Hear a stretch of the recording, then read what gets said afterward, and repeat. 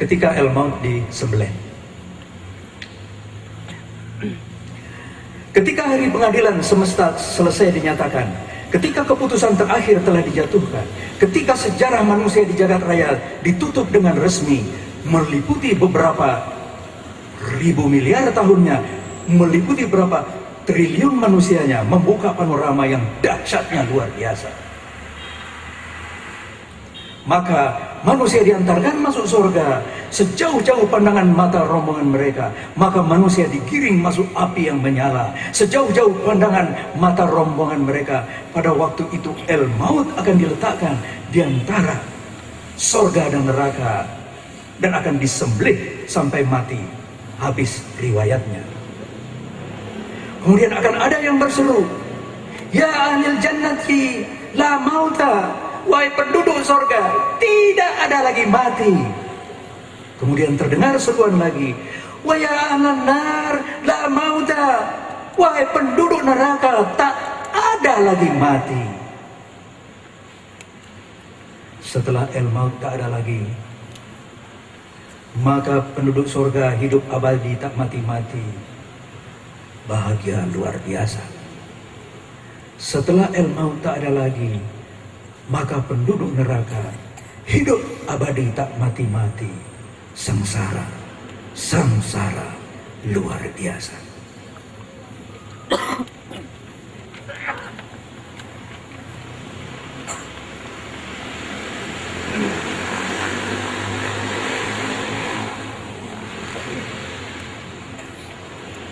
Sejumlah destruksi sosial berlangsung seperti itu habis-habisnya di sekitar kita. Bencana alam, bahaya narkoba, pornografi, kecelakaan lalu lintas di darat, di kereta api, di udara. Salah satu diantaranya baru lagi terjadi, gempa di Bengkulu dan di Sumatera Barat. Dapatkah kita menduga atau mengira bila mana ajal kita akan tiba, di mana umur kita akan berakhirnya? Dapatkah kita merencana atau berjanji bagaimana cara kematian akan kita alami sehingga kita siap rohani dan jasmani? Dapatkah kita memohon jatah umur yang bagi kita tepat sehabis Ramadan atau berhaji, ketika dosa sudah diampuni tamat dan nyawa dicabut malaikat ketika kita dalam keadaan sehat?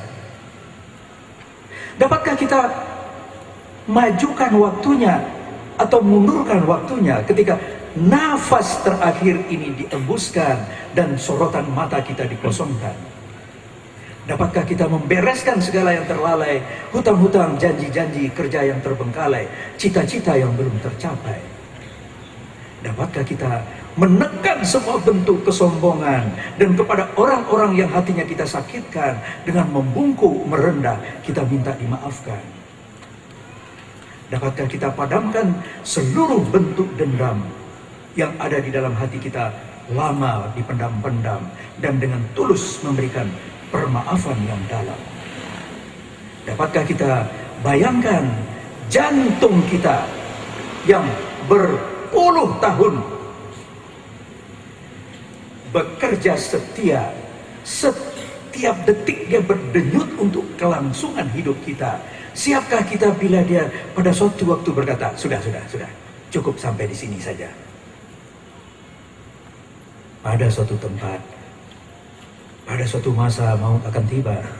Beratus kemungkinan waktunya, beribu kemungkinan tempatnya, melalui gabungan kemungkinan bentuk dan cara, lewat penyakit, kecelakaan, perang, berbagai bencana, di dalam rumah, kendaraan, jalan raya, di alam terbuka, secara sangat perlahan, dan orang dapat menduga-duga secara sangat perlahan, tapi orang mana mungkin menerka, secara tak disangka, sangat tiba-tiba, tanpa isyarat suatu apa, dan tepat pada detik terjadinya, kita menyaksikan semua terpana, menundukkan kepala, semua terpukul, tergoncang, terhempas, terobek, tiada sepatah kata, semua menitikkan air mata.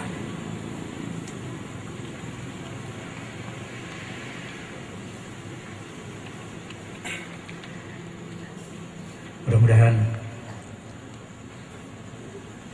El Maut datang pada kita dengan sebaik-baik cara, sehingga kita semua mendapatkan akhir yang sebagus-bagusnya. Husnul Khatimah. Amin. Para hadirin yang terhormat, pada tahun ini ada seorang penyair, kalau dia hidup terus, dia berumur 800 tahun. Dia berasal dari Farsi, kemudian dia meninggal di Turki. Dia bernama Jalaluddin Rumi. Puisi saya berikutnya adalah tentang Jalaluddin Rumi.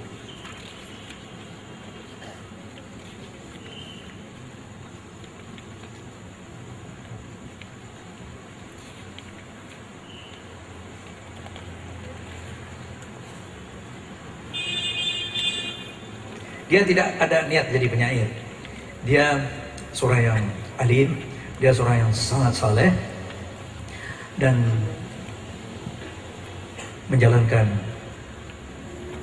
wirid tasawuf, punya murid banyak, berpuluh-puluh, beratus-ratus. Semua kata-kata yang keluar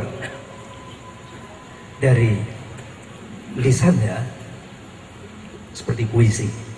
Murid-muridnya ternganga mendengarnya dan kemudian mencatatnya, mencatat. Sang guru tidak pernah menuliskannya.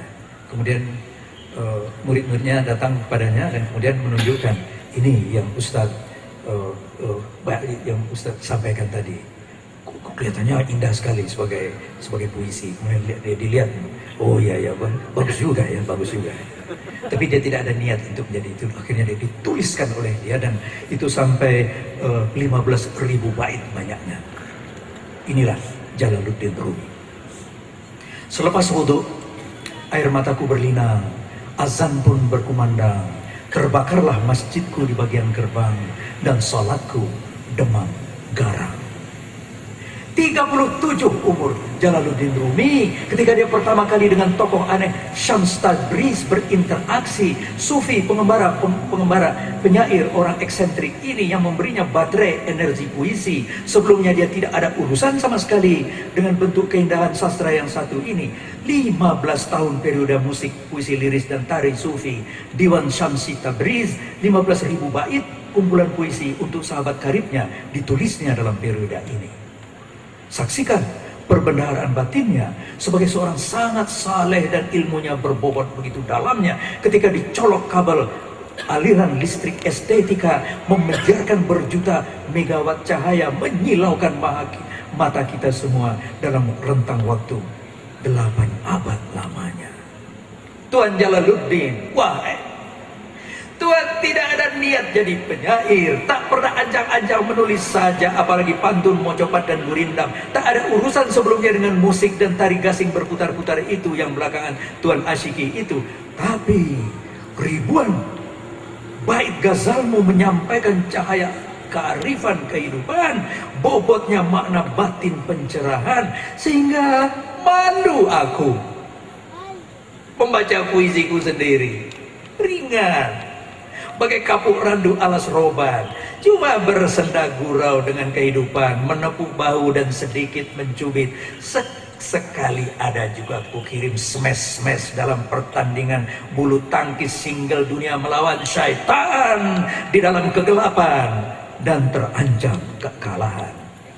Tapi Masnawi dan Diwan Tuan di abad 21 ini memberiku sinar bantuan.